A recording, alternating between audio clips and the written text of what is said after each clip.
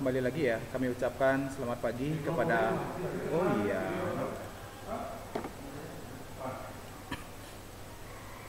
Selamat pagi Bapak Ibu yang sudah berkesempatan hadir pada kesempatan kali ini dalam acara pengimbasan budaya positif di lingkungan sekolah dalam upaya menunjang kegiatan Merdeka Belajar di sekolah. Nah, mohon izin kepada Bapak Kepala Sekolah SMK Negeri 1 Tegalalang dan juga Ibu Wakakurikulum SMK Negeri 1 Tegalalang serta Bapak Ibu yang sudah berkesempatan hadir pada kesempatan pagi hari ini.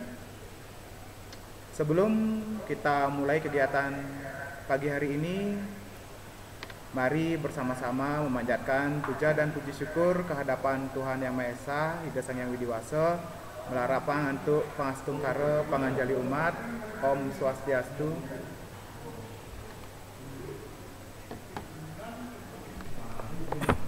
Bapak Ibu yang kami hormati, nah izinkan pada kesempatan kali ini saya melakukan share screen terkait dengan materi pengimbasan.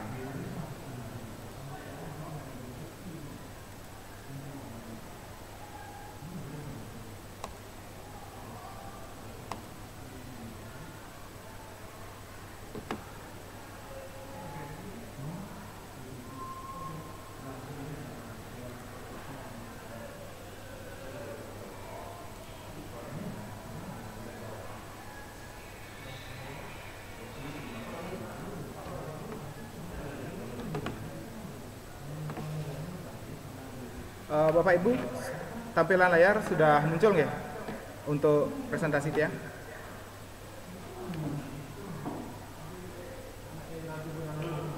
Belum? Ya, budaya positif nih. Muncul. Oke, terima kasih. Mohon bantuan juga untuk Pak Dek Wirawan untuk bantuannya merekam, Pak Dek.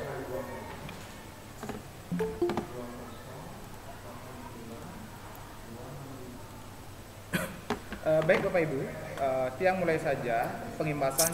Nah, di sini Tiang selaku calon guru penggerak ingin menyampaikan apa-apa saja terkait dengan budaya positif yang perlu kita terapkan di sekolah. Nah, namun di sini Tiang ingin sampaikan bahwasanya saya selaku guru penggerak di sini bukan berarti ingin menggurui Bapak Ibu semua. Di sini saya hanya melakukan share screen. Sharing gitu ya Bapak Ibu, sharing terkait tentang apa yang sudah saya lakukan untuk menunjang kegiatan budaya positif yang dilaksanakan di sekolah. Nah, untuk itu saya lanjut saja. Nah, sederhananya pola pikirnya seperti ini Bapak Ibu. Untuk apa sih budaya positif itu perlu kita lakukan di sekolah? Ya. Kenapa kok harus ada budaya positif itu di sekolah? Nah, saya ambilkan dasarnya itu adalah dari pernyataan Ki Hajar Dewantara, bahwasanya di sini disebutkan kita ambil contoh perbandingannya dengan hidup tumbuh-tumbuhan seorang petani. Ya. Jadi guru itu dalam hal ini adalah sebagai seorang petani Bapak Ibu yang menanam padi misalnya. Nah, petani itu hanya dapat menuntun tumbuhnya padi. Ia dapat memperbaiki kondisi tanah, memelihara tanaman padi, memberi pupuk dan air, membasmi ulat-ulat atau jamur yang mengganggu hidup tanaman padi, dan lain sebagainya. Dalam hal ini, perilaku petani inilah adalah suatu budaya positif. Ketika kita implementasikan sebagai seorang guru, kita dapat menuntun tumbuh kembangnya murid itu seperti bagikan seorang petani. Petani itu ya ketika dia menanam padi maka tidak akan pernah ingin bisa berharap untuk menghasilkan tanaman lain. Apakah itu kedelai dan lain sebagainya. Yang hanya bisa dilakukan petani adalah menuntun tumbuh kembangnya padi tersebut sesuai dengan kodratnya. Begitu juga untuk siswa, kita sebagai guru hanya bisa menuntun tumbuh kembangnya murid kita sesuai dengan kodrat alam dan kodrat zamannya. Nah, penuntunnya itu adalah yang kita lakukan dengan apa? Dengan budaya-budaya positif. Sehingga tumbuh kembang siswa murid kita sesuai dengan kodrat alam dan kodrat zamannya. Nah, ruang lingkup budaya, materi budaya positif yang saya sampaikan itu dia adalah pertama ada perubahan paradigma stimulus respon, teori kontrol, arti disiplin, dan 3 motivasi perilaku manusia, keyakinan kelas, hukum dan penghargaan, 5 kebutuhan dasar manusia, posisi kontrol, dan segitiga restitusi, yang mana pada kesempatan kali ini dia mungkin akan sampaikan secara sepintas ya. Nah, ini sebenarnya adalah materi-materi yang ketika Bapak Ibu sudah sempat membuka platform Merdeka Mengajar melalui akun SIM PKB, bagian-bagian materi ini sebenarnya juga sudah ada, utamanya pada budaya positif. Itu adalah salah satu bagian dari platform Merdeka Mengajar ya, pasti ada materi seperti ini sama sebenarnya Bapak Ibu. Nah, di sini dia hanya akan melakukan sedikit pengimbasan, sharing tentang apa yang sudah pernah yang lakukan. Pertama yang perlu kita pahami di sini ada perubahan paradigma. Paradigma apa? Itu adalah paradigma teori kontrol, yang dikenal dengan istilah ilusi kontrol, Bapak Ibu. Di sini pertama ilusi itu adalah guru dapat mengontrol murid. Ini adalah suatu ilusi Bapak Ibu. Apalagi kita mengajar di jenjang sekolah yang tingkat atas, baik itu SMK maupun SMA. Kita tidak bisa mengontrol murid 100%. Murid itu sudah memiliki jati dirinya. Nah, kita harus mengubah pandangan kita tentang guru dapat mengontrol murid. Berikutnya ada ilusi bahwa kritik dapat membuat orang merasa bersalah. Nah, ini juga merupakan suatu ilusi. Justru sebenarnya di sini kritik membuat orang merasa bersalah dapat menguatkan karakter, ini dia adalah suatu kekeliruan. Pada saat ini ya, ketika kita memberikan kritik yang berlebihan sehingga seseorang merasa bersalah, itu justru dapat mendownkan mental anak-anak tersebut, dapat menurunkan kekuatan mental dari murid kita. Oleh sebab itu, ini perlu kita perbaiki. Berikutnya ada ilusi bahwa semua penguatan positif efektif dan bermanfaat. Nah, di sini dijelaskan bahwa ketika kita memberikan hadiah kepada murid yang berprestasi, itu terkadang tidak efektif. Nanti akan kita bahas tersendiri terkait ini. Ya. Karena itu adalah merupakan motivasi eksternal yang datang dari luar diri murid. Berikutnya, itu ada ilusi bahwa orang dewasa memiliki hak untuk memaksa. Nah, ini dia, bahwa ada pernyataan orang dewasa berhak untuk memaksa, apalagi guru memaksa murid. Nah, itu juga merupakan suatu ilusi, yang mana dalam hal ini tidak sepenuhnya benar. Nah, ini adalah hal-hal yang perlu kita perbaiki ke depannya dengan menerapkan yang namanya budaya positif.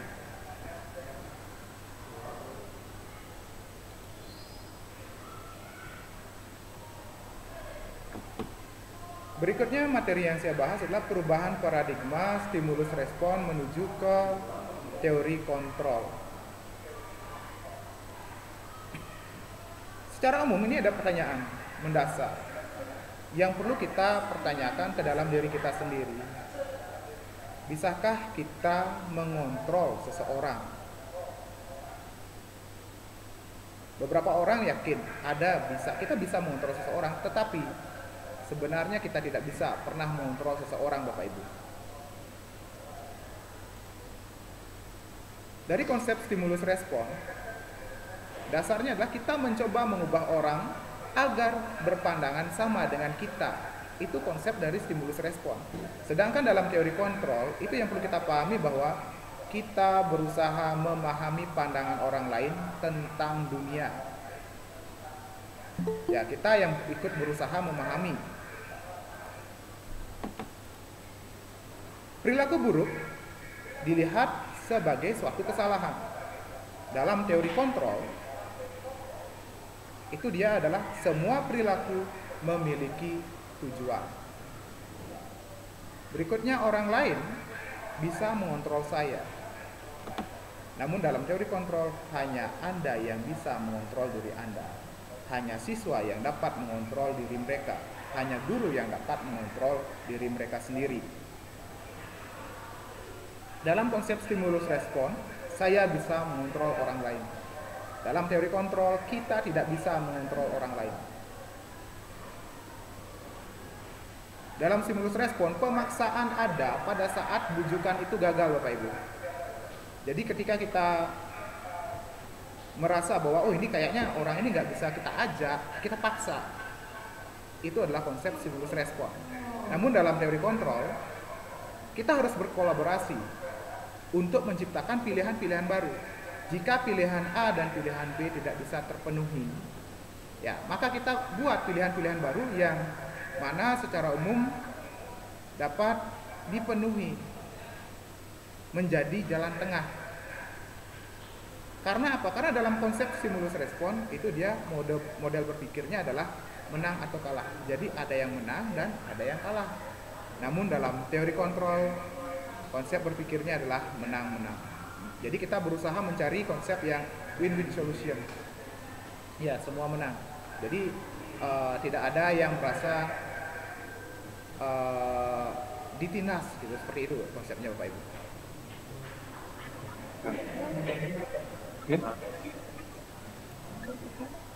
Nah, selanjutnya apa makna disiplin? Kita membahas tentang konsep disiplin ya, ini karena termasuk juga dalam teori kontrol. Jadi kita biasanya mengontrol seseorang itu untuk mendisiplinkan orang tersebut. Kita mengontrol murid untuk mendisiplinkan murid tersebut. Nah, makna disiplin itu apa dalam hal ini? Secara umum, disiplin berasal dari bahasa Latin, yaitu disiplina, yang artinya sebenarnya adalah belajar. Jadi arti kata disiplin itu sebenarnya adalah belajar. Disiplin diri membuat orang menggali potensinya menuju sebuah tujuan, apa yang dia hargai. Ya. Nah, namun dalam budaya kita, makna kata disiplin telah berubah menjadi sesuatu yang dilakukan seorang pada orang lain untuk mendapatkan kepatuhan. Kecenderungan umum adalah menghubungkan kata disiplin dengan ketidaknyamanan. Jadi seperti itu Bapak Ibu. Bukan dengan apa yang kita hargai atau pencapaian suatu tujuan mulia. Jadi dalam hal ini ya konsepnya disiplin itu di daerah kita lebih mengarah ke pemaksaan, lebih mengarah ke penerapan yang mengakibatkan ketidaknyamanan. Jadi seperti itu.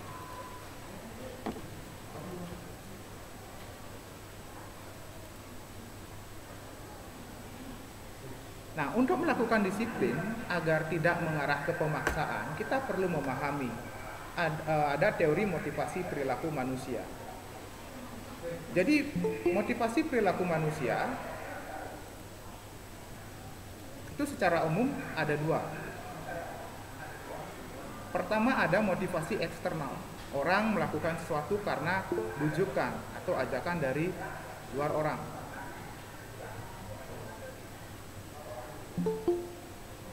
Oke, mohon maaf.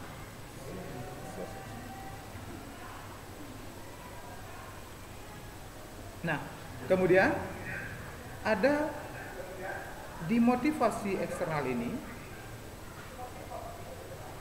Jadi untuk menghindari dia itu murid melakukan sesuatu dengan motivasi eksternal ini karena untuk menghindari ketidaknyamanan atau hukuman. Apa yang akan terjadi apabila saya tidak melakukannya. Nah, jadi dalam hal ini kalau kita lihat Jadi siswa itu melakukan yang diminta karena dia menghindari hukuman. Jadi siswa datang terlambat, siswa dapat datang tepat waktu untuk menghindari hukuman. Itu salah satu konsep motivasi eksternal. Jadi siswa itu berusaha datang tepat waktu agar dia tidak melakukan pembersihan di pagi hari karena terlambat. Nah, jadi seperti itu. Itu adalah motivasi eksternal. Kemudian yang kedua terkait dengan motivasi eksternal itu untuk mendapatkan imbalan dari orang lain atau dari institusi. Apa yang akan saya dapatkan apabila saya melakukannya? Jadi seperti itu Bapak Ibu. Dalam hal ini siswa berkompetensi untuk mendapatkan penghargaan. Jadi siswa terkadang membuat PR untuk mendapatkan imbalan, atau siswa mau ke depan mengerjakan tugas atau mau mengerjakan contoh soal agar mendapatkan poin tambahan. Itu adalah masih konsepnya motivasi eksternal. Namun dengan motivasi internal ini adalah tujuan dari disiplin positif. Ini adalah untuk menghargai diri sendiri, menjadi insan sesuai harapan kita.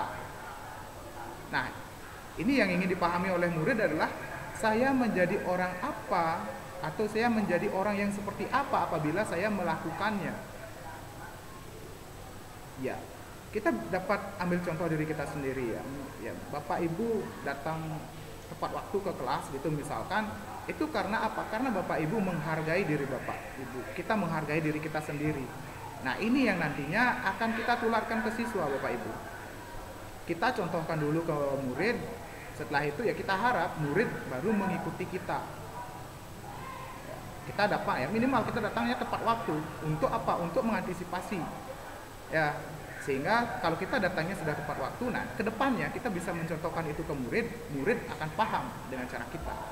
Bahwasanya minimal kedisiplinan itu harus ditanamkan dalam diri masing-masing. Nah, itu adalah merupakan motivasi internal, datang dari bersumber dari dalam diri kita, dalam diri murid-murid.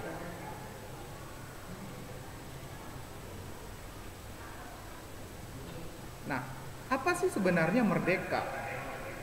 Kita sering mendengar istilah kurikulum merdeka. Dasarnya merdeka itu apa? Di sini kembali lagi saya mengutip pernyataan dari Ki Hajar Dewantara.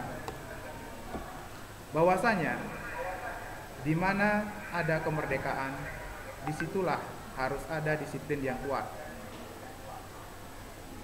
Sungguh pun disiplin itu bersifat self-disiplin, yaitu kita sendiri yang mewajibkan kita dengan sekeras-kerasnya, tetapi itu sama saja. Sebab jikalau kita tidak cakap melakukan self-disiplin, wajiblah penguasa lain mendisiplinkan diri kita. Dan peraturan demikian itu haruslah ada di dalam suasana yang merdeka. Nah, mengutip dari makna merdeka menurut Ki Hajar Dewantara, bahwasanya yang namanya merdeka itu Bapak Ibu, bukan berarti kita bebas untuk melakukan segala hal. Dengan menerapkan kurikulum merdeka bukan berarti kita bebas untuk tidak mengajar, bukan berarti kita bebas untuk memberikan materi apa saja, bukan berarti kita bebas untuk mengarahkan pembelajaran seperti apa. Nah, bukan seperti itu Bapak Ibu. Dalam kurikulum merdeka itu adalah justru sebenarnya kita dituntut untuk bisa memerdekakan diri kita dengan apa? Dengan self-disiplin Bapak Ibu. Jadi kita harus menanamkan disiplin diri. Nah, kalau tidak bisa, entah itu pada diri kita maupun pada siswa, maka dalam hal ini ya tidak menutup kemungkinan akan ada orang lain yang akan mendisiplinkan kita. Pada siswa juga seperti itu. Dengan kurikulum merdeka ini bukan berarti siswa itu bebas sebebas-bebasnya, merdeka semerdeka-merdekanya, tetapi mereka itu harus mampu menerapkan self-disiplinnya. Jika belum, bagaimana? Tugas kita sebagai pendidik untuk mendisiplinkan. Tentunya mendisiplinkan itu adalah dengan cara-cara yang positif dengan penerapan disiplin positif. Jadi seperti itu Bapak Ibu.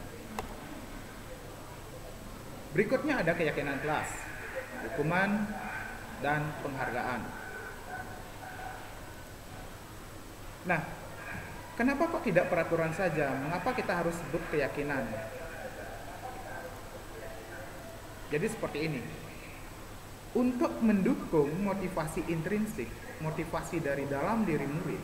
Ya, jadi kita itu harus kembali ke nilai-nilai atau keyakinan-keyakinan yang lebih menggerakkan seseorang. Ya, dibandingkan dengan mengikuti serangkaian peraturan-peraturan. Karena terkadang orang itu berpikir aturan, terlalu banyak aturan ya sulit juga.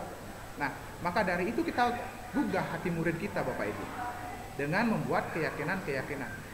Kita mulai dari hal-hal yang sederhana.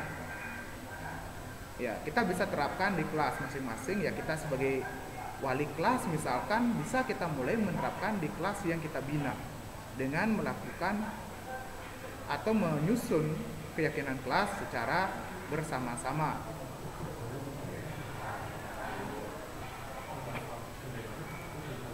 Nah, di kelas ya, terutamanya di kelas 11 PH5 saya sudah mencoba untuk mulai menerapkan penyusunan keyakinan kelas. Ada 3 poin utama yang kami siapkan di kelas dalam proses penyusunan keyakinan kelas. Itu pertama ada hormat, bekerja, diterima, dan dimiliki.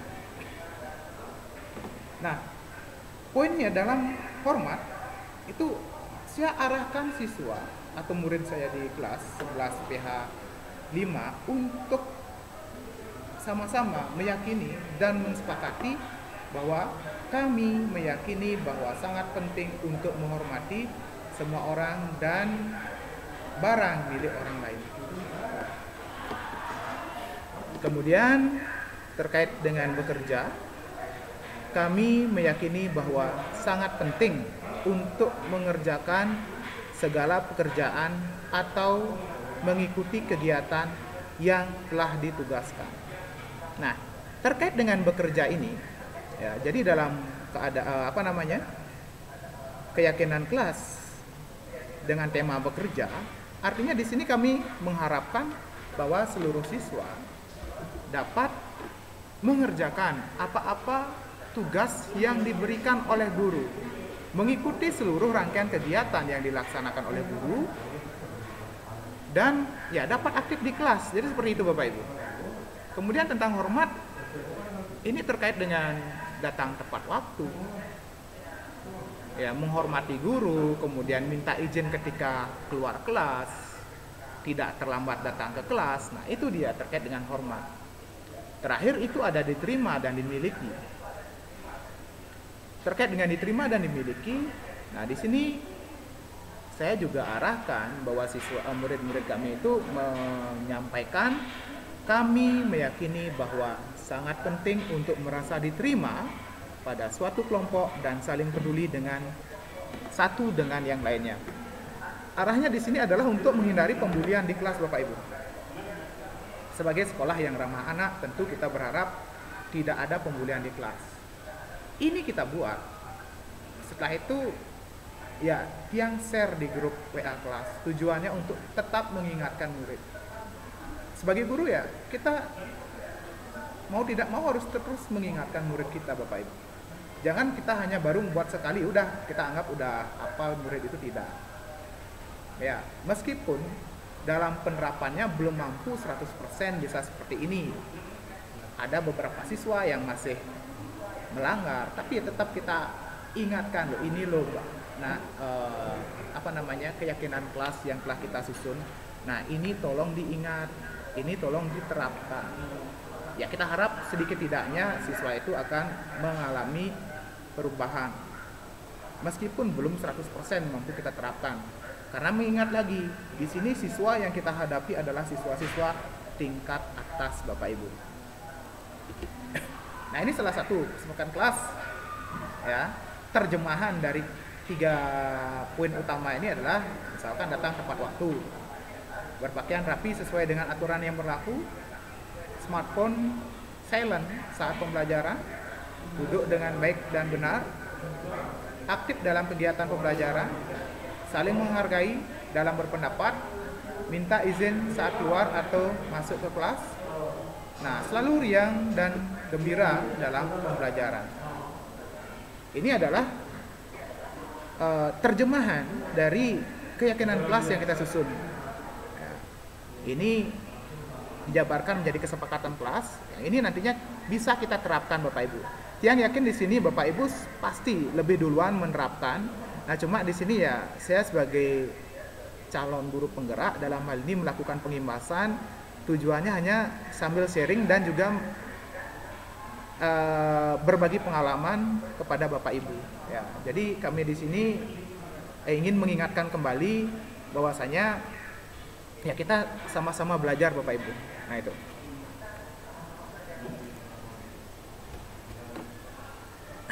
Nah, terkait dengan peraturan yang ada dan bagaimana model keyakinannya, misalkan ya selalu kembalikan buku ke tempatnya.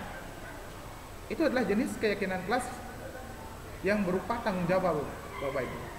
Jadi ketika siswa sudah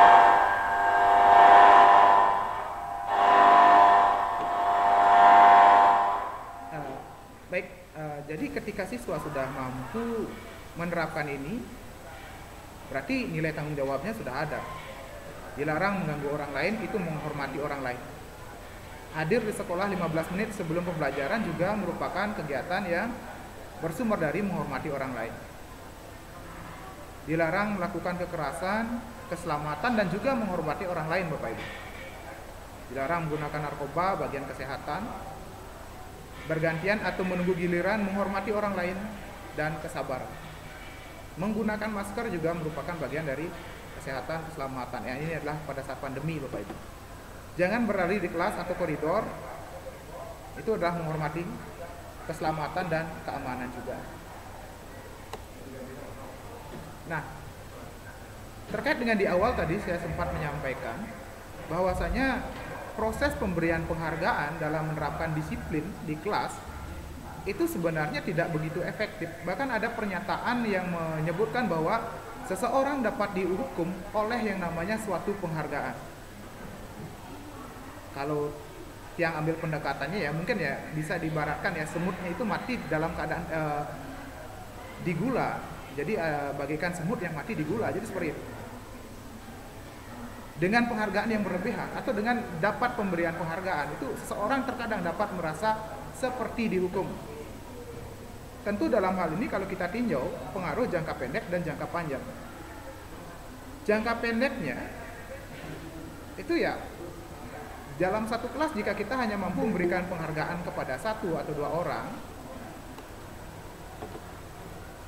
tentu yang lain bagaimana? Yang tidak mendapatkan penghargaan itu bagaimana? Akan ada kemungkinan ketidakharmonisan di kelas. Karena apa? Orang-orang itu saja yang dapat penghargaan. Yang lain bagaimana? Saya nggak pernah dapat penghargaan. Meskipun penghargaan itu adalah akibat dari anak itu memang rajin di kelas, memang terampil di kelas. Kita mencoba memberikan penghargaan. Tapi secara umum itu akan memberikan beban, memberikan efek jangka pendek. Dan jangka panjangnya seperti apa? Jangka panjangnya di sini bahwasanya murid tersebut ya ibaratkan seperti harus seperti alat pahat, harus diketok dulu baru mau berjalan, harus diberikan penghargaan baru akan tetap dia menunjukkan prestasi yang baik.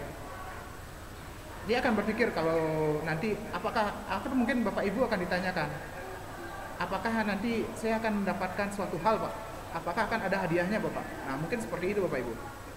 Itu adalah pengaruh jangka pendek dan jangka panjang. Karena murid kita udah terbiasa nantinya untuk mendapatkan yang namanya penghargaan.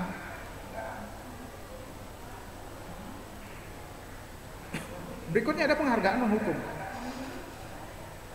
Saya dulu pernah memiliki siswa, jadi di sekolah tempat tugas saya yang lama, di mana dia di saat kelas 10 dia mendapatkan juara umum, juara 3.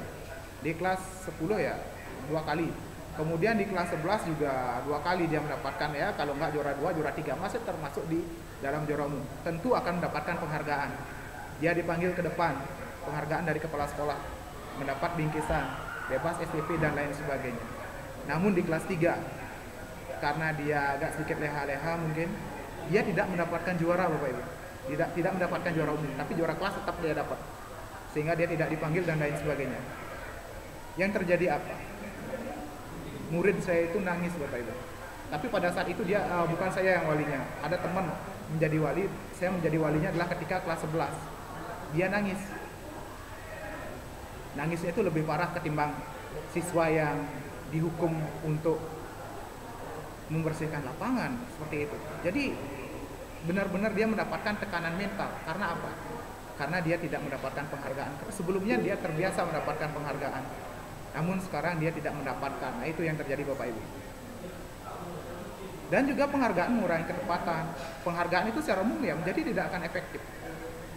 Dan yang terakhir, penghargaan dapat merusak hubungan antar murid.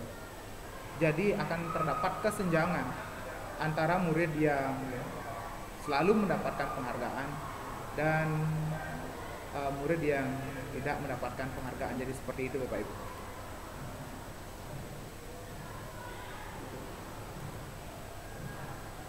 Nah, yang lanjutkan.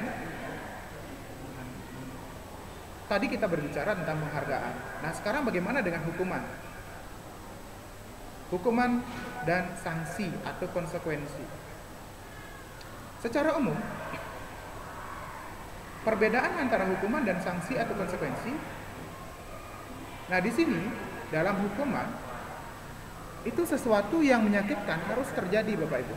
Sedangkan ketika kita berbicara sanksi, memang dasarnya sesuatu itu harus terjadi. Dalam hukuman, membuat anak dalam keadaan sakit. Ya, jadi sakitnya ini bisa sakit fisik maupun hati. Ya. Jadi sakitnya ini bisa berupa sakit dalam keadaan fisik maupun hati.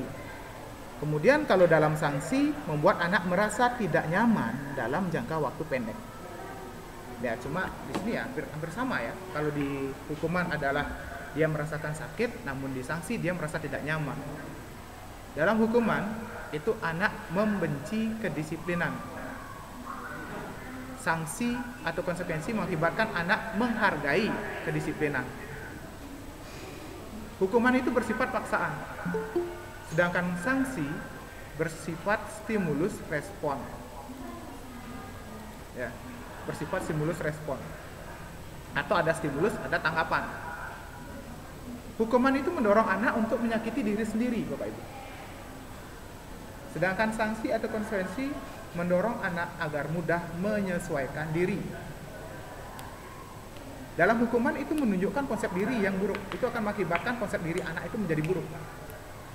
Untuk disanksi, konsep diri anak mulai membaik. Dalam hukuman, itu anak belajar untuk menyembunyikan kesalahan. Karena apa? Karena untuk menghindari hukuman, Bapak Ibu. Sedangkan ketika sanksi atau konsekuensi, anak belajar untuk mematuhi peraturan. Nah, di sini dalam hukuman, itu anak akan merasa marah, merasa bersalah, dipermalukan, merasa tak dihargai. Sedangkan pada konsekuensi, anak itu kehilangan hak, dibuat tidak nyaman, diasingkan untuk sementara. Secara umum baik hukuman maupun sanksi itu sama-sama, kalau kita lihat, ya dampaknya ya masih kurang bagus. Nah, sebenarnya ini ya yang sering kita terapkan di sekolah, tetapi perasaan yang dirasakan oleh anak atau oleh murid masih tetap kurang bagus. Misalkan ya, contohnya sederhana. Jadi dalam kegiatan olahraga, itu seorang anak datang terlambat dan diminta oleh gurunya untuk lari keliling lapangan 10 kali itu misalkan. Itu sebenarnya adalah konsep dari konsekuensi. Karena itu dia masih terkait dengan pembelajaran olahraga. Ya, hitung-hitung juga itu dia anak tersebut melakukan pemanasan. Berikutnya, ketika misalkan dalam pembelajaran produk kreatif yang saya bina, ada seorang anak terlambat, tetapi saya berikan perlakuan yang sama dengan murid. dalam pembelajaran olahraga. Misalkan saya minta anak itu lari 10 kali keliling lapangan, maka itu sudah mengarah ke hukuman. Karena apa? Karena sudah tidak ada kaitannya dengan pelajaran saya, Bapak Ibu. Nah, itu contoh sederhana pemberian hukuman dan sanksi yang sering kita terapkan di sekolah. Nah, untuk mengetahui apa yang sebaiknya kita lakukan ketika menghadapi siswa-siswa yang bermasalah, itu secara umum sebenarnya ada 5 posisi kontrol kita sebagai seorang pendidik.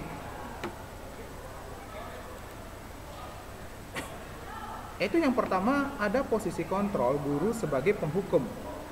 Ada juga pembuat orang merasa bersalah.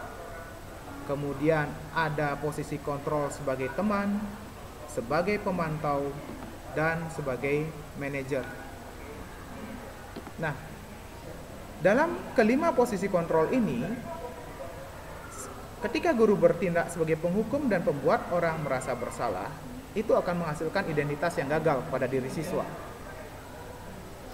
Sedangkan ketika guru mampu mengkondisikan dirinya sebagai teman dan pemantau, itu sudah mengarah ke identitas berhasil atau sukses dalam penerapan disiplin murid. Namun, di sini dia kontrolnya dari luar, dari motivasi eksternal.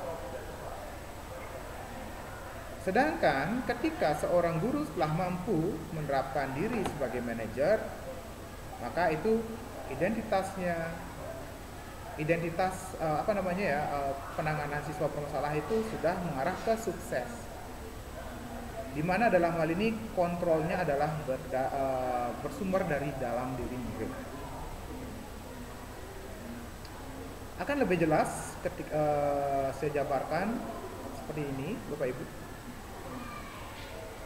Nah, pertama, ketika seorang guru mengambil posisi kontrol sebagai seorang penghukum. Dalam hal ini, guru akan menggunakan nada suara yang tinggi. Bahasa tubuhnya dengan matanya melotot, Bapak Ibu. Ngelik nih, itu ceritanya. Dengan tangan menunjuk-nunjuk seperti itu dengan jarinya dan menghardik. Ya. Dan menyampaikan, terlambat lagi, gitu kan. Pasti terlambat lagi. Selalu datang terlambat. Kapan sih bisa datang tepat waktu kamu? Jadi dengan keadaan yang marah, Bapak Ibu. Ya, ini kita asumsikan ya, ini siswanya baru tumben atau baru sekali itu datangnya terlambat. Dan kita berikan treatment seperti ini. Kira-kira apa yang akan terjadi, Bapak Ibu? Akibatnya, itu kemungkinan murid akan marah, mendendam, atau bersifat agresif. Ya, bisa jadi sesudah kembali duduk, itu murid tersebut akan mencoret-coret bukunya atau meja tulis. Nah, ini skenario yang paling buruk seperti ini, Bapak Ibu. Itu sasarannya adalah ke kita sendiri. Ya, jadi ketika murid itu melihat kendaraan kita, motor ataupun mobil, tidak menutup kemungkinan dia itu bisa menggores kendaraan kita. Itu skenario terburuknya. Ya. Atau kalau mungkin bisa efeknya di sini bisa jadi kita bisa diajak berantem oleh murid. Nah, ini terlalu beresiko untuk kita, Bapak Ibu.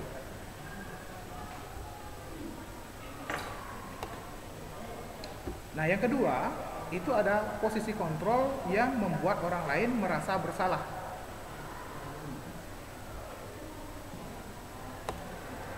Nah, ketika guru mengambil posisi kontrol sebagai pembuat rasa bersalah, itu guru menggunakan nada suara yang memelas, halus, atau sedih, dengan bahasa tubuh yang merapat kepada anak dan lesu. Nah, kalau saya misalkan seperti ini, Bapak Ibu. Adi, kamu ini bagaimana ya? Kamu sudah berjanji dengan Bapak tidak akan terlambat lagi kan? Kamu kenapa ya senang sekali mengecewakan Bapak? Bapak benar-benar kecewa sekali. Nah, jadi seperti itu, Bapak. Tentu dengan wajah yang lebih memelas lagi. Jadi seperti itu. Jadi kita menggunakan dalam hal ini ya, suara kita juga lebih mengarahkan seperti agar agar murid kita itu menjadi rasa lebih kecewa lagi.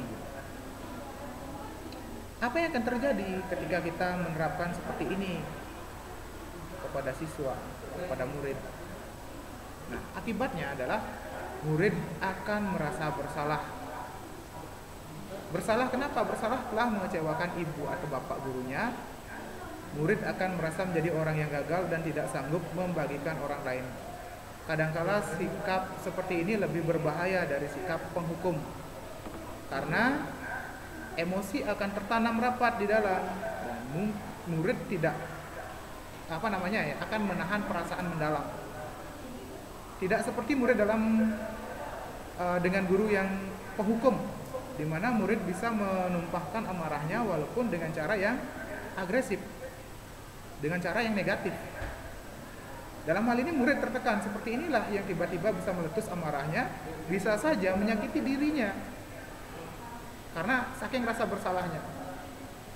Apabila kita memberikan treatment yang terus-menerus Bapak Ibu. Ya kalau sekali dan itu kalau muridnya level kenakalnya lain, ya tentu akan berbeda hasilnya Bapak Ibu. Nah itu dia bisa menyakiti diri sendiri ataupun orang lain. Yang ketiga, ada posisi kontrol sebagai teman Bapak Ibu. Nah dalam hal ini, dalam posisi kontrol sebagai teman, itu kita memberikan nada suara yang ramah, akrab, dan bercanda.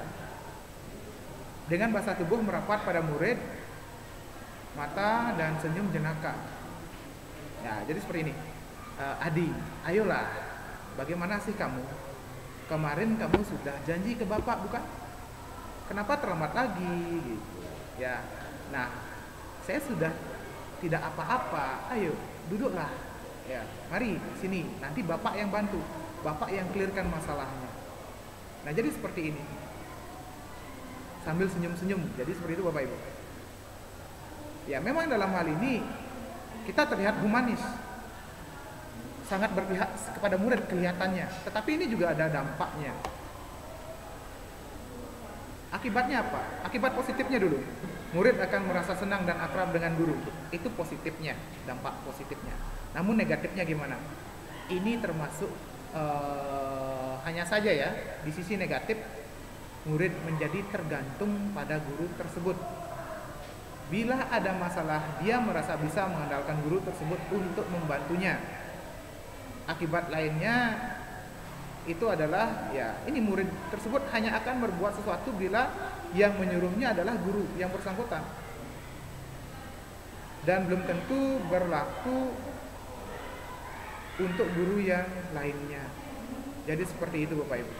Jadi dalam hal ini kita harus hati-hati mengambil posisi sebagai teman. Jangan sampai nanti murid itu terlalu akrab dengan kita. Jangan sampai nanti dengan saking terlalu akrabnya dengan kita, itu segala hal ibaratkan dalam bahasa Balinya itu seperti cicing singa Bapak Ibu. Bang di bangkiang nage ke tangkah, bang di tangkah nage ke tundun, bang di tundun nage ke bawang, dan terakhir jejak tenas. Nah jadi seperti itu. Itu yang perlu kita jaga kehati-hatiannya dalam memposisikan diri sebagai seorang teman. Memang yang paling nyaman di sini kalau kita lihat adalah memposisikan diri sebagai seorang teman Bapak Ibu. Berikutnya ada posisi sebagai pemantau. Nah, dalam posisi sebagai pemantau, di sini nada suara datar, bahasa tubuh dalam keadaan formal Bapak Ibu. Ini ada percakapannya. Adi, tahukah kamu jam berapa kita mulai? Nah, ini kasusnya adalah sama Bapak Ibu, menangani siswa yang terlambat. Tahu Pak, kamu terlambat 15 menit. Nah, apakah kamu sudah mengerti apa yang harus dilakukan bila terlambat? Paham Pak, saya harus tinggal kelas pada jam istirahat nanti dan mengerjakan tugas ketertinggalan saya. Ya benar. Nanti pada saat jam istirahat kamu harus sudah di kelas untuk menyelesaikan tugas yang tertinggal tadi. Saya tunggu. Nah tentunya ini adalah skenario paling simpel Bapak Ibu. Ketika Bapak Ibu menerapkan, saya yakin percakapannya bisa 5 atau 10 kali lipat daripada ini. Untuk apa? Untuk meyakinkan murid. Nah, jadi seperti itu. Karena ini adalah skenario simpelnya. Tentu kita akan muter-muter untuk dapat apa namanya ya, dapat meyakinkan siswa itu bahwa tindakannya dia salah dan dia mau untuk melakukan perbaikannya atau dia mau mengerjakan konsekuensinya. Nah, ini adalah bentuk simpelnya seperti ini. Dalam proses penerapannya tentu agak sedikit muter-muter. Jadi seperti itu Bapak Ibu. Akibatnya itu murid memahami sanksi yang harus dijalankan karena telah melanggar salah satu peraturan sekolah. Nah, guru tidak menunjukkan suatu emosi yang berlebihan, menjadi marah atau membuat merasa bersalah. Tetapi tetap di sini murid tetap dibuat tidak nyaman, yaitu dengan harus tinggal di kelas pada waktu jam istirahat dan mengerjakan tugas. Ya, guru tetap harus monitor atau memantau murid pada saat mengerjakan tugas di jam istirahat karena murid tidak bisa tinggal seorang diri. Nah, jadi seperti itu Bapak Ibu. Jadi tetap saja dalam hal ini ya, meskipun dalam posisi sebagai di sini sebagai seorang pemantau, kita tetap ada tidak nyamanan dalam diri siswa. Nah, berikutnya yang paling diharapkan adalah guru itu mampu berperilaku atau menempatkan diri dalam posisi sebagai seorang manajer Bapak Ibu. Ya, manajer ini sangat penting. Kita lihat saja ya. Misalkan seorang artis gitu ya, memiliki suatu manajer, manajernya bagus, karir artis itu juga akan bagus. Cuma bedanya, manajer artis itu terkadang dia hanya menghandle satu artis gitu ya, atau beberapa. Tapi kalau kita di sini sebagai seorang guru, kita harus bisa memanajeri satu kelas. Itu kalau kita sebagai wali kelas ya kurang lebih ya, di sekolah ini ya 30 orang yang kita manajeri Bapak Ibu. Tapi kalau kita berbicara sebagai seorang guru mata pelajaran yang mana bisa kita menghandle 5 kelas, maka dari itu ya kalikan aja 5 kali 30 ya sekian yang kita manajeri. Nah itu. Namun ya tetap harapannya di sini Bapak Ibu guru dapat bertindak sebagai seorang manajer.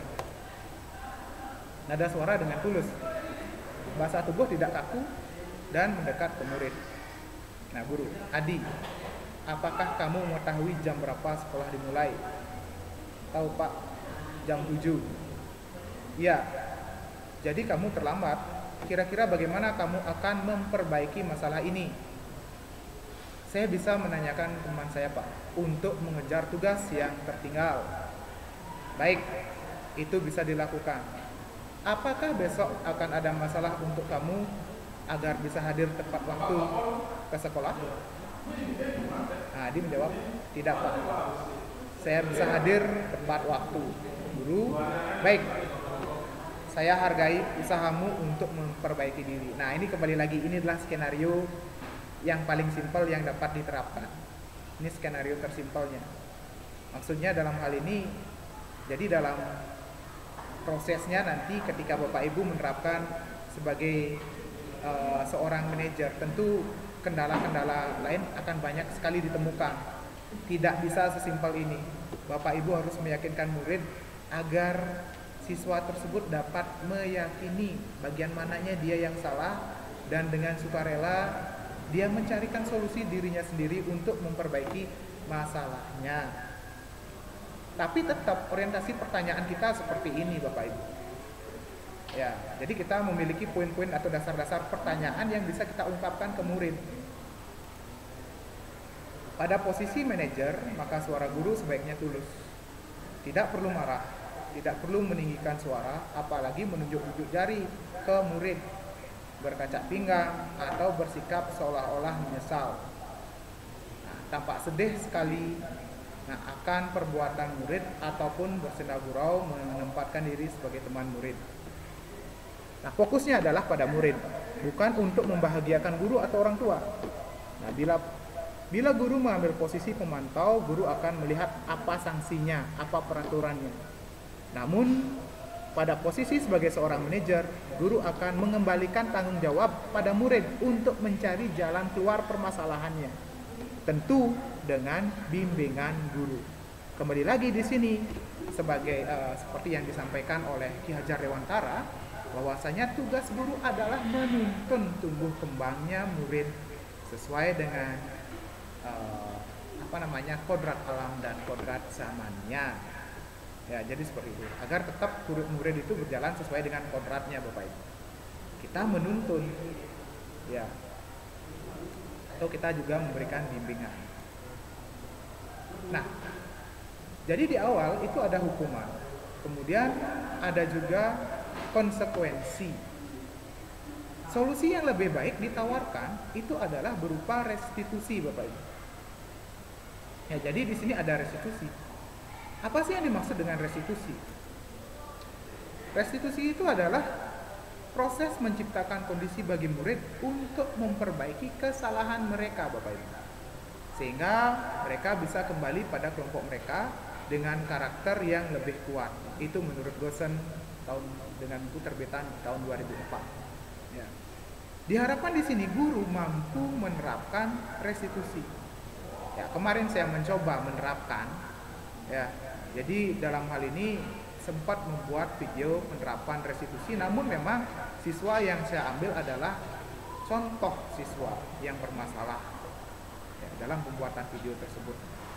Ya, permasalahannya adalah tentang tidak pengumpulan tugas. Jadi dengan menggunakan konsep restitusi, itu kita menangani siswa bermasalah itu dengan yang bersifat lebih humanis dan memberikan siswa itu untuk mencarikan solusi dirinya sendiri, bagaimana caranya mengatasi permasalahan tersebut. Ya, jadi seperti itu. Nah, terus apa yang terjadi?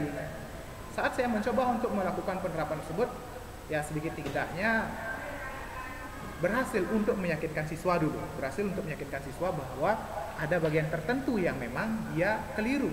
Yang dikaitkan dengan apa? Yang dikaitkan dengan keyakinan belajarnya. Keyakinan kelas yang sudah dibuat.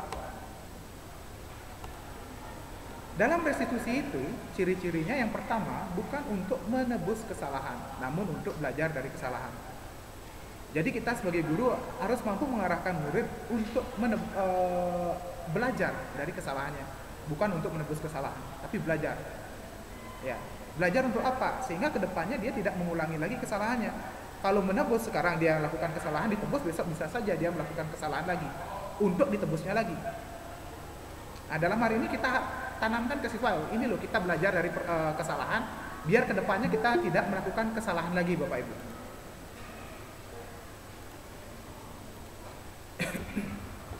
Nah, selanjutnya restitusi itu dia bersifat memperbaiki hubungan. Tujuan kita melakukan restitusi adalah agar terjalin hubungan yang baik antara kita sebagai guru dan murid yang bermasalah. Kita buat hubungan yang baik, kita seolah-olah mengayomi murid. Dalam hal ini ya tetap perilaku kita adalah sebagai seorang manajer. Kita mengambil posisi kontrol sebagai seorang manajer. Dengan posisi kontrol sebagai seorang manajer, barulah kita bisa menerapkan restitusi ini, Bapak Ibu. Restitusi bersifat tawaran, bukan paksaan. Jadi untuk menangani suatu permasalahan kita bisa menawarkan ke murid, ini loh yang bisa kita lakukan. Nah, gitu ya. Jadi kita berikan tawaran-tawaran yang bisa untuk dia lakukan, yang nantinya dapat disepakati oleh murid, Bapak Ibu. Restitusi menuntut untuk melihat ke dalam diri, merefleksikan diri. Kita minta murid untuk merefleksikan dirinya. Kemudian restitusi diri adalah cara yang paling baik dalam menangani permasalahan. Restitusi berfokus pada karakter, bukan tindakan. Dan restitusi berfokus pada solusi. Serta restitusi mengembalikan murid yang berbuat salah kepada kelompoknya.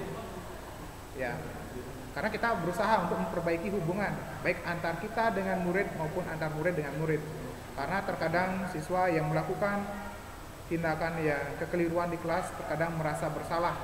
Nah, di sini kita perbaiki rasa bersalah siswa tersebut sehingga dia nantinya bisa diterima kembali oleh kelompoknya di sekolah, di kelas. Nah, dalam penerapan restitusi itu ada segitiga restitusi, Bapak Ibu. Segitiga restitusi adalah suatu siklus yang dapat kita gunakan dalam proses penanganan murid yang bermasalah. Itu yang pertama, ada kegiatan menstabilkan identitas. Dalam hal ini, yang bisa kita ungkapkan atau yang kita tekankan adalah kita tekankan ke murid bahwa setiap orang pasti pernah melakukan kesalahan. Kita juga tekankan kepada murid, kamu bukan satu-satunya yang pernah melakukan ini. Jadi kita menstabilkan dulu emosi yang terdapat dalam diri murid, sehingga dia tidak lagi menangis, atau dia tidak lagi marah, atau dia tidak lagi merasa bersalah. Itu dulu. Tujuannya agar siswa itu menjadi tenang, menjadi stabil. Berikutnya baru kita masuk ke validasi tindakan yang salah. Ini bagian di sini Bapak Ibu, sisi bagian kirinya. Nah, dalam hal ini kita ajukan pertanyaan, apa sih alasan dia melakukan itu? Atau mungkin ada nggak cara-cara yang lain yang lebih efektif agar dia tidak melakukan itu? Karena kita yakin setiap tindakan pasti ada penyebabnya, pasti ada alasannya. Untuk menyelesaikan permasalahan, barulah kita masuk ke menanyakan keyakinan. Nah, keyakinan kelas apa yang telah disepakati, bagian mananya yang dilanggar oleh siswa, dan bagaimana cara dia memperbaiki permasalahan tersebut, bagaimana cara murid untuk memberikan solusi bagi dirinya. Nah, jadi di sini emang materi ini nih keterkaitan semua Bapak Ibu dari awal sampai akhir. Baik itu disiplin positif, kemudian keyakinan kelas. Nah, itu adalah suatu materi yang saling keterkaitan. Jadi dengan keyakinan kelas yang kita bahas di awal, kita dapat mengarahkan murid untuk mengingat bagian mana sih yang kamu langgar, nak, gitu kan. Oh, ternyata saya melanggar tentang menghormati, yang mana saya tidak bisa hadir tepat waktu, Bapak, gitu kan. Itu yang kita harapkan. Tentu prosesnya ini ya harus pasti ya, cukup panjang, tidak bisa kita lakukan ini prosesnya hanya kurang dari 5 menit, itu nggak akan bisa. Karena dalam hal ini adalah kita sebagai wali kelas juga harus mampu memberikan konseling kepada murid, memberikan pembinaan kepada murid. Kita yang lebih awal menangani permasalahan murid. Tetapi kalau kita tidak mampu menangani nanti, ya kita serahkan kepada pihak yang lebih berwajib, misalkan BK. Kalau BK tidak bisa, diharap mungkin ya ke wakil kesiswaan ataupun menuju kepala sekolah. Nah, dengan menerapkan segitiga restitusi ini, atau dengan guru nantinya mampu menerapkan penanganan siswa yang bermasalah, tentu Bapak Ibu akan memiliki dokumentasi, Bapak Ibu. Dokumentasi apa ya? Dokumentasi tentang permasalahan-permasalahan yang dialami oleh murid. Sehingga kalau nanti memang murid itu tidak bisa dibantu, saya yakin nanti kita sendiri dan Bapak Ibu juga memiliki dokumentasi tentang tindakan-tindakan yang sudah pernah Bapak Ibu lakukan, yang memperkuat keputusan dari pihak sekolah. Entah itu siswa dikembalikan ke orang tuanya atau bagaimanapun, wali kelas ataupun BK sudah memiliki dokumen yang lebih kuat ketika orang tua siswa atau orang tua murid menuntut kenapa anaknya dikembalikan. Mungkin seperti itu Bapak Ibu. Nah, pertama, bagian dari segitiga restitusi itu adalah menstabilkan identitas. Dalam tahap menstabilkan identitas itu untuk membuat anak yang merasa gagal karena berbuat salah menjadi positif terhadap dirinya. Jadi kita stabilkan dulu identitasnya, kita stabilkan dulu emosinya, sehingga anak menjadi merasa lebih nyaman. Nah, dalam hal ini guru dapat berkata, berbuat salah itu hal yang manusiawi. Tidak ada manusia yang sempurna. Bapak atau ibu juga pernah berbuat salah. Kita pasti bisa menyelesaikan permasalahan ini. Bapak atau ibu tidak tertarik untuk mencari tahu siapa yang benar.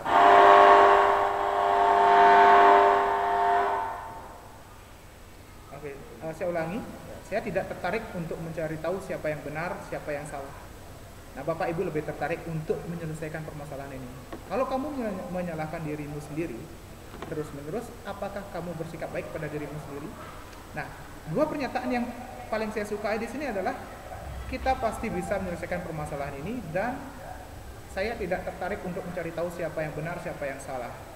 Saya lebih tertarik untuk bagaimana kita bisa menyelesaikan masalah ini. Itu yang lebih suka sampaikan kepada murid.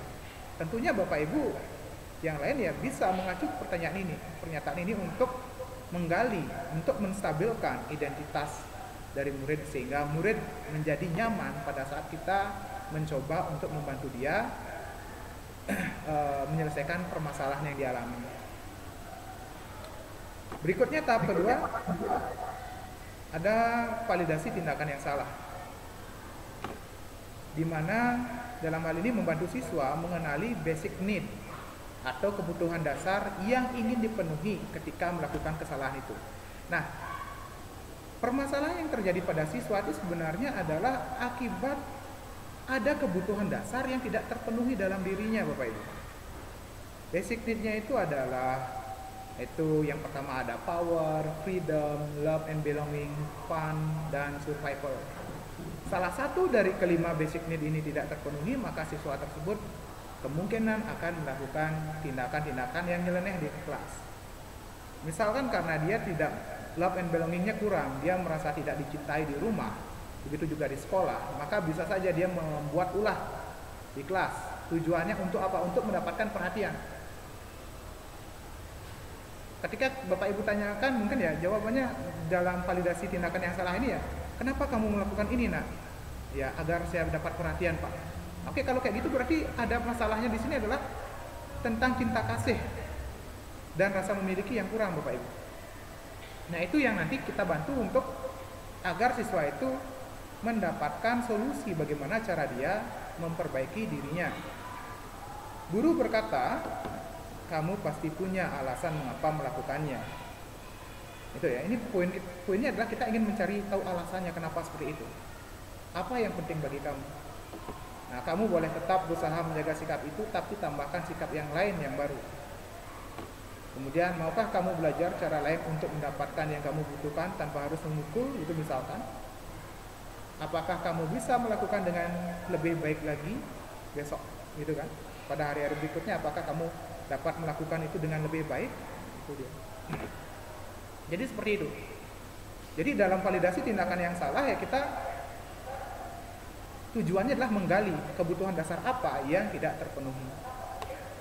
Nah, ketika kita berbicara kebutuhan dasar nih, ini yang perlu kita lihat Bapak Ibu. Kebutuhan dasar itu ada 5. Ada power atau penguasaan, freedom, kebebasan, fun atau kesenangan, love and belonging, kita kasih, dan rasa memiliki dan dimiliki. Kemudian ada survival, bertahan hidup.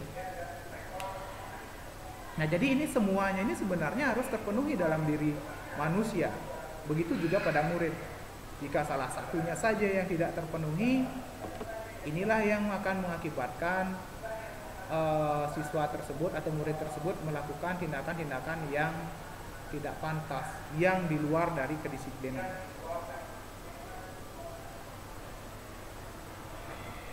Tujuan kita dalam menerapkan segitiga restitusi adalah nantinya untuk bagaimana caranya kelima kebutuhan dasar pada manusia ini terpenuhi dalam diri murid, sehingga dia tidak lagi melakukan tindakan-tindakan yang di luar kedisiplinan. Ya. Misalkan saja dia merasa tidak bebas di kelas dan lain sebagainya. Ini perlu kita dalami, kebebasan yang bagaimana yang dia dibutuhkan. Nah, kalau memang kebebasannya sangat di luar dari kedisiplinan, tentu akan sulit bagi kita untuk membantunya. Tapi tetap di sini tujuannya adalah bagaimana cara kita untuk mengarahkan siswa menuju ke kedisiplinan.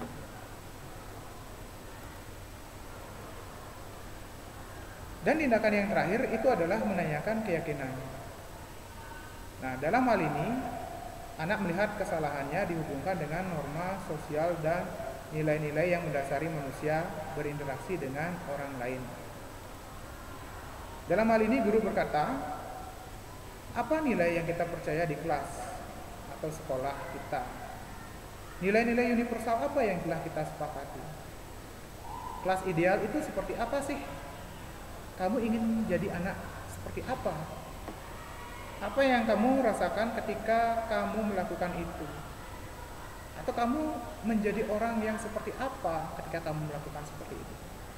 Ini yang kita tanamkan kepada anak-anak. Kita kaitkan dengan keyakinan kelas yang sudah disusun. Dengan keyakinan kelas tersebutlah kita tuntun atau kita bimbing siswa kita agar kembali ke jalurnya untuk keluar dari ketidakdisiplinan. Nah, jadi seperti itu Bapak Ibu tentang budaya positif.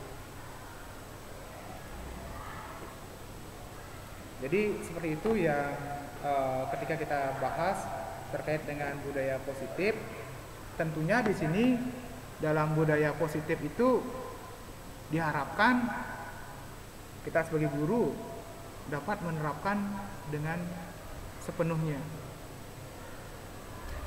Nah, di kelas itu saya sendiri sudah mencoba menerapkan dalam terkait dengan budaya positif, yaitu ya, contoh sederhananya adalah kita bisa saja memberikan penguatan kepada murid ya dalam penerapannya, kemudian ya memberikan keyakinan kelas, kemudian mencoba menerapkan segitiga restitusi. Nah, izin share screen lagi untuk mungkin menyajikan satu video terkait penerapan saya tentang budaya positif di kelas yang sudah saya terapkan, yang sudah saya coba untuk terapkan.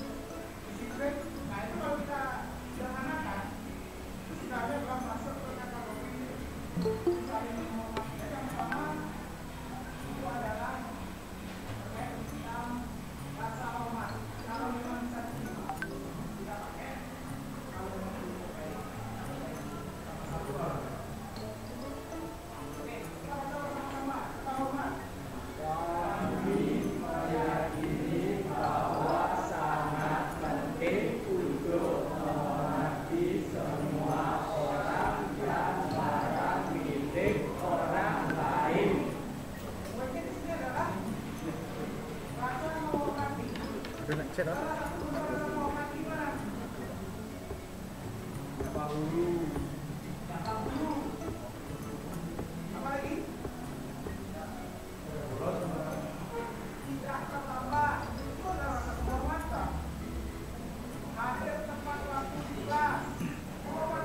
Masuk sekarang. Masuk. Orang ini masuk. Itu masuk. Ini suara. Bagaimana dengan menghormati para murid orang lain? Tidak mencuri, tidak berdosa, apa lagi? Ya, tidak menghilangkan. Ya, maksudnya ini. Baik,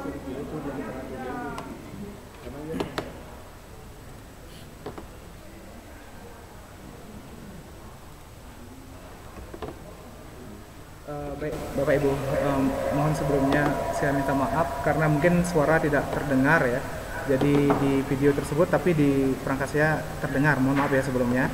Nah, jadi poinnya di sini adalah yang ingin saya sampaikan ketika kita mencoba untuk menyusun suatu keyakinan kelas, ya. Jadi kita ajak siswa tersebut, kita bagikan, kita arahkan seperti yang saya tunjukkan di awal. Jadi kita arahkan agar siswa tersebut dapat mensepakati. Kemudian setelah disepakati, kita ajak siswa tersebut membaca bersama-sama, Bapak Ibu. Membaca bersama-sama sehingga siswa tersebut dapat lebih memahami apa yang kita sampaikan. Jadi kita harapkan siswa itu tidak hanya sepintas lalu, tidak hanya diiya-iyakan saja oleh siswa tersebut. Tapi yang kita harapkan juga adalah bagaimana agar siswa tersebut memang benar-benar mengerti dengan apa yang telah disepakati. Nah, mungkin itu yang dapat saya tampilkan Bapak Ibu. Nah, mungkin dari Bapak Ibu ada yang ingin ditanyakan terkait dengan penerapan budaya positif. Kami persilakan Bapak Ibu jika ingin bertanya, silakan dapat raise hand dan langsung atau dapat langsung unmute. Kami persilakan.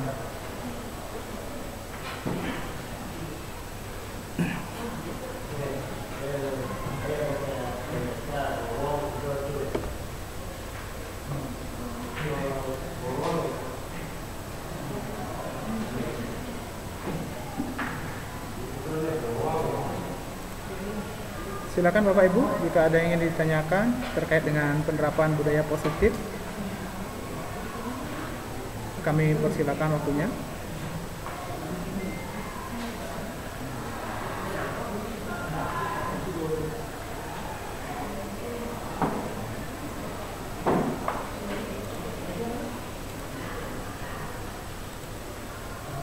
Ya, silakan Pak Dek Wirawan. Kami persilakan untuk mengajukan pertanyaan. Mungkin saya akan mencoba menanggapi sebisanya. Silakan Pak Dek. Baik, terima kasih atas waktunya. Mungkin di sini yang saya perhatikan dari Mas Bahir, yang perlu diperbaiki adalah mental siswanya. Mental siswanya perlu diperbaiki. Kemudian saya rasa penanganan tiap siswa itu berbeda. Ya. Ada yang berbeda. Ada siswa yang cepat tersebut ya. Jadi penanganan masing-masing siswa berbeda. Kita harus memang menanganan secara tenang, tapi dalam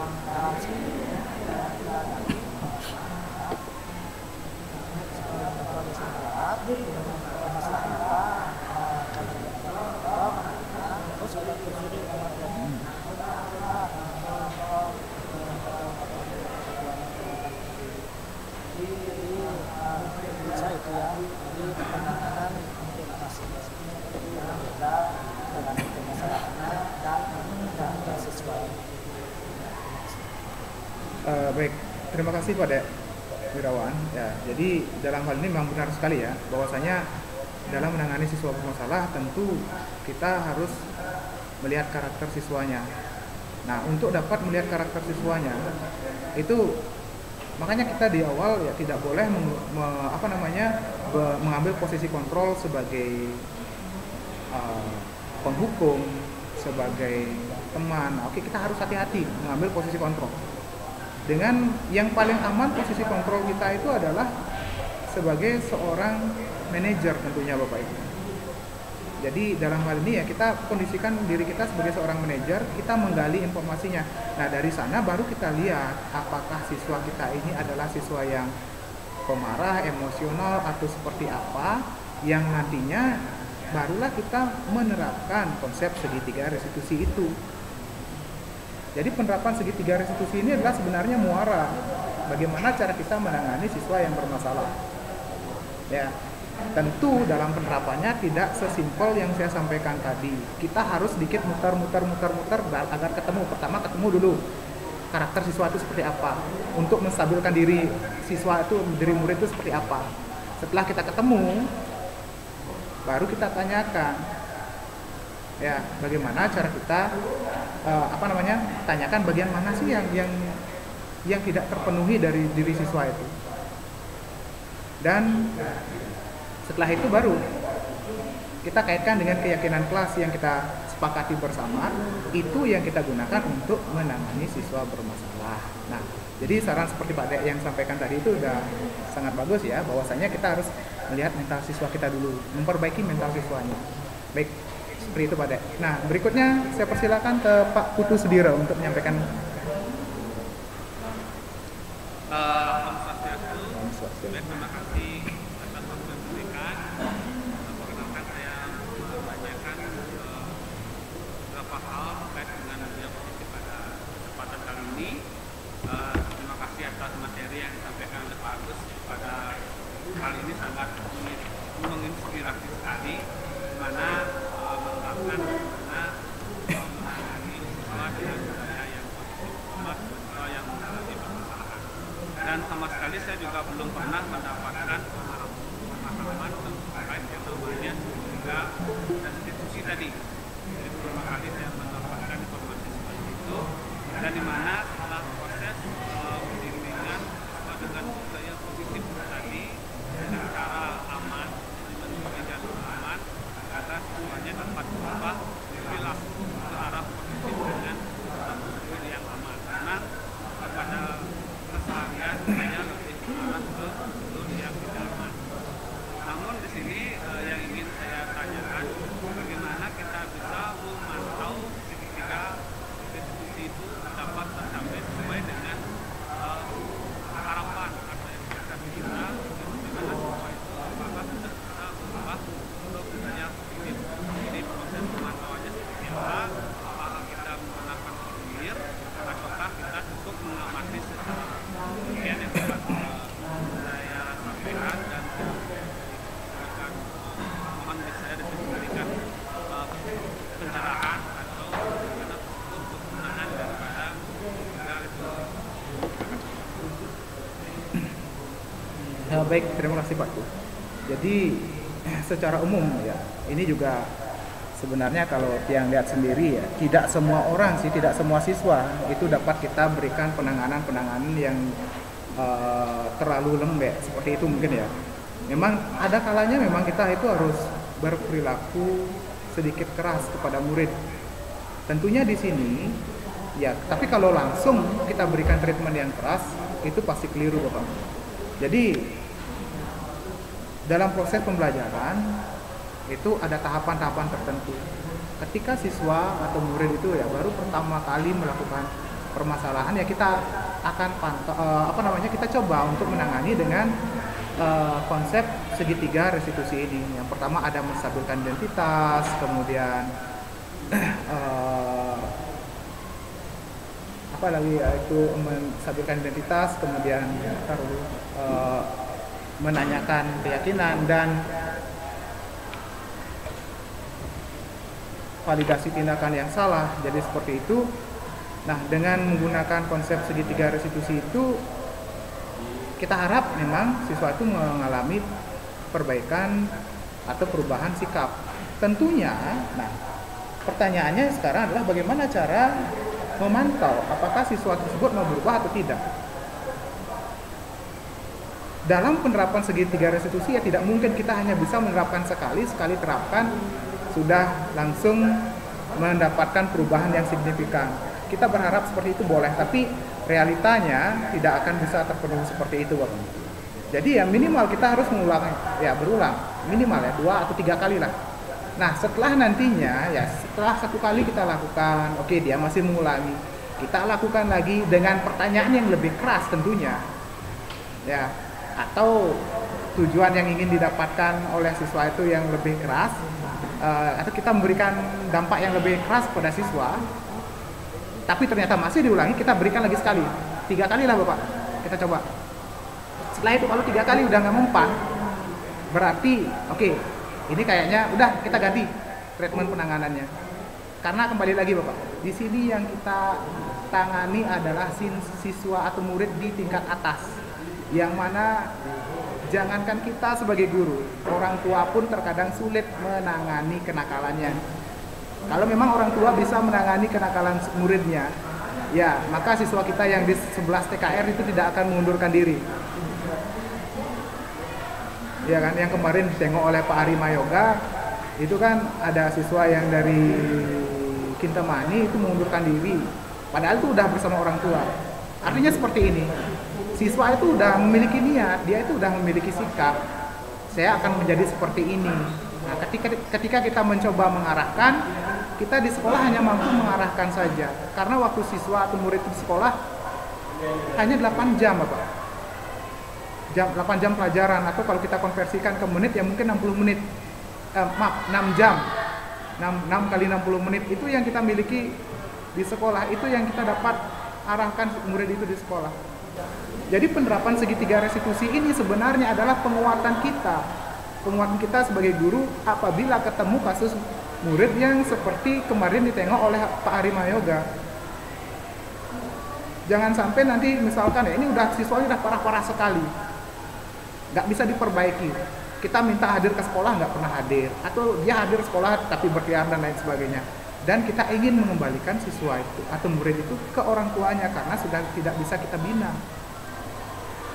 Tetapi karena kita tidak pernah melakukan segitiga restitusi atau tidak pernah memberikan treatment kepada murid tersebut, orang tuanya protes, kenapa Bapak lakukan seperti ini? Nah, ini yang kita hindari, Bapak.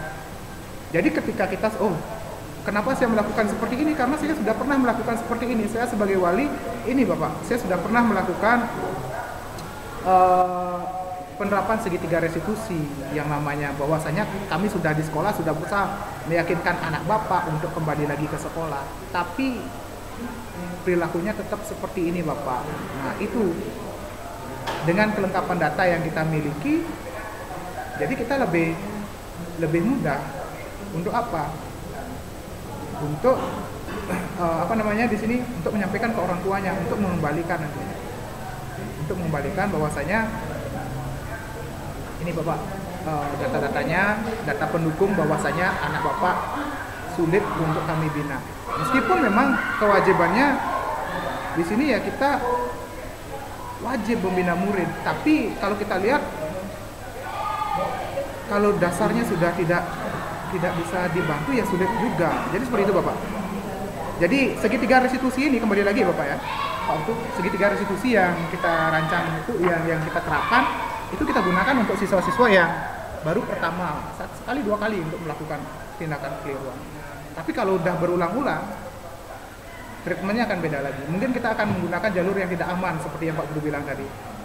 Sedikit lebih keras, tapi jangan sampai kekerasan fisik. Nah, jadi seperti itu Bapak. Mungkin itu yang dapat saya berikan. Baik, sangat terima kasih atas sharing pengalamannya Pak Gus. Demikian ya. Saya terima dengan baik. Jadi setiap siswa saya sampaikan oleh Pak Gurawan itu memang berbeda. Namun pada saat hari sih saya cuma membedakan antara perempuan dan laki-laki saja. Jadi yang masalah kalau masalah perempuan ya yang Pak sampaikan kita mungkin karena beda gender ya, saya juga nggak tahu Pak ibu guru penanganan dengan gender yang beda seperti apa. Nah kalau cowok saya rasa hanya satu hal yang bisa membuat mereka hanya satu adalah ketakutan pada diri mereka. Jika tidak ada rasa takut pada dirinya, tentunya seorang laki-laki akan susah takut akan masa depan, takut akan sesuatu itu yang akan membuat mereka berubah. Cuman kalau perempuan itu enggak akan ketakutan, bahkan akan membuat mereka mati sendiri. Itu sih yang selama ini saya dapat mengamati dari siswa.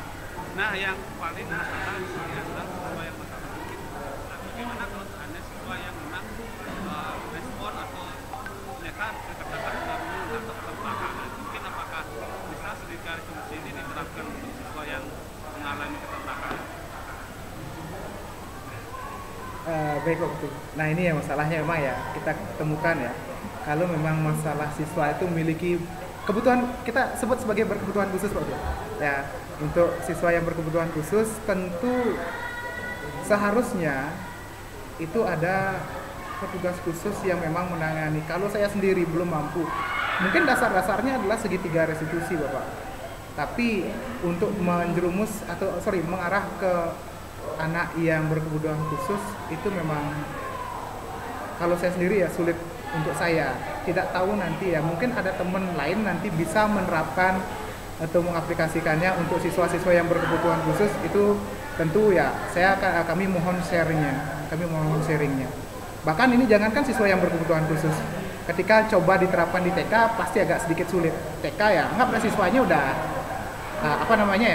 normal gitu kan, tapi karena keterbatasan usia, faktor belajar itu agak sulit. Ya bisa, tapi membutuhkan pelaku atau guru di sini yang sudah ahli menerapkannya.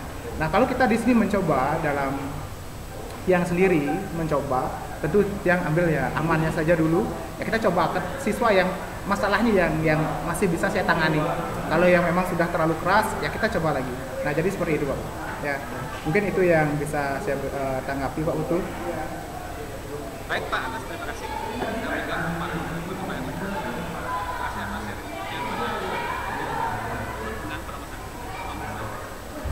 Baik, terima kasih Pak Putu.